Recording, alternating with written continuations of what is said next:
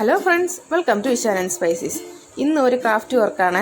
ഇത് പെപ്സിയുടെ ഒക്കെ ഇങ്ങനെ മിനി ബോട്ടിൽ വരുമല്ലോ, ഇങ്ങനെ കുഞ്ഞു ബോട്ടിൽ. ഞാൻ അതിൻ്റെ ഒരു പർട്ടിക്കുലർ ലെങ്ത് വെച്ചിട്ട് അതിനെ കട്ട് ചെയ്തെടുക്കുന്നുണ്ട്. നോർമൽ നമ്മുടെ സിസർ വെച്ച് കട്ട് ചെയ്തെടുത്താൽ നന്നായിട്ട് കട്ട് ചെയ്തെടുക്കാൻ പറ്റും. അത് കഴിഞ്ഞിട്ട് അതിൻ്റെ സൈഡൊക്കെ ഒന്ന് ഷേപ്പ് ചെയ്തെടുക്കാൻ കരുതിയിട്ട് നമ്മുടെ കൈ ഒന്ന് ഡാമേജ് ആവാതെ നന്നായിട്ട് ഷേപ്പ് ചെയ്തെടുക്കാൻ കരുതിയിട്ട് ഞാൻ ഒരു അയൺ ബോക്സിൽ വെച്ച് ഇങ്ങനെ ജസ്റ്റ് ഒന്ന് അതിൻ്റെ സർഫേസ് ഒന്ന് സ്മൂത്ത് ചെയ്തെടുക്കുന്നുണ്ട്.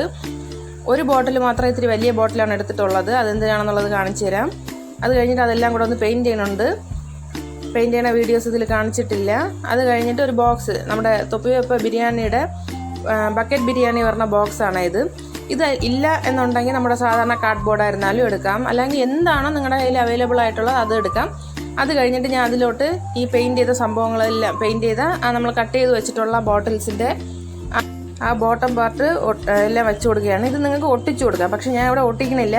എനിക്കിത് സെപ്പറേറ്റ് ആയിട്ട് എടുക്കണം എന്നുള്ളത് കൊണ്ട് ഞാനത് ഒട്ടിച്ചു കൊടുക്കുന്നില്ല. പക്ഷേ നിങ്ങൾക്കത് പെർമനൻ്റ് ആയിട്ട് ഇവിടെ വേണമെന്നുള്ളവർക്ക് അത് ഒട്ടിച്ചു കൊടുക്കാം. നോർമൽ നമ്മളെ ഫെവിക്കോളോ അല്ലെങ്കിൽ ഫെവി ബോണ്ടായിരുന്നാൽ ഇതൊട്ടും ഗ്ലൂ ഗണ്ണ് തന്നെ വേണം, അങ്ങനെയൊന്നുമില്ല. ഏത് കുഞ്ഞു പിള്ളേർക്കായിരുന്നാലും ഈ ഓർഗനൈസർ നന്നായിട്ട് ചെയ്യാൻ പറ്റും. എൻ്റെ കയ്യിൽ കുറേ ഇവിടെ സീവിങ് ആക്സസറീസൊക്കെ കുറേ ഉള്ളത് കാരണം ഞാൻ അങ്ങനത്തെ സംഭവങ്ങളെല്ലാം കൂടെ ഇതിലിട്ടിട്ട് വയ്ക്കുകയാണ്. പിന്നെ ചിലർ ഇതിൽ കിച്ചണിലുള്ള സാധനങ്ങൾ, അതായത് ഈ മസാലാസൊക്കെ ഇങ്ങനെ ഇട്ട് വയ്ക്കും. പക്ഷേ അതിനോട് ഞാൻ അത്ര യോജിക്കുന്നില്ല. അത് അത്ര ഇട്ട് വയ്ക്കണമെന്നുള്ളതില്ല. പക്ഷേ നമ്മുടെ ഇങ്ങനെ ക്രാഫ്റ്റ് വർക്കിനുള്ള സാധനങ്ങൾ ഇല്ലാന്നുണ്ടെങ്കിൽ ഇന്നേഴ്സ് നമുക്ക് ഫോൾഡ് ചെയ്ത് ഇതിനകത്ത് ഉള്ളിലോട്ട് വെക്കാൻ പറ്റും.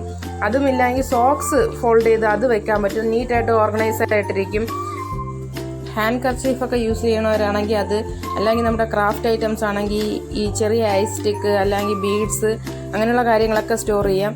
ഇതുമില്ല, ഇനി ന്യൂ ബോൺ ഉള്ള വീട്ടിലുള്ള പിള്ളേരാണെങ്കിൽ അവരുടെ കുഞ്ഞു കുഞ്ഞു ഡ്രസ്സസൊക്കെ ഫോൾഡ് ചെയ്ത് വെക്കാം. എന്ന് വെച്ചാൽ അത് നമ്മൾ എത്രത്തോളം ഒന്നിൻ്റെ പുറത്തൊന്ന് അടുക്കി വെച്ചിരുന്നാലും അത്രത്തോളം ഒന്ന് ഓർഗനൈസ് ആയിട്ടിരിക്കില്ല. സോ ഇത് നല്ലൊരു ഓർഗനൈസർ ആയിരിക്കും അതിനൊക്കെ.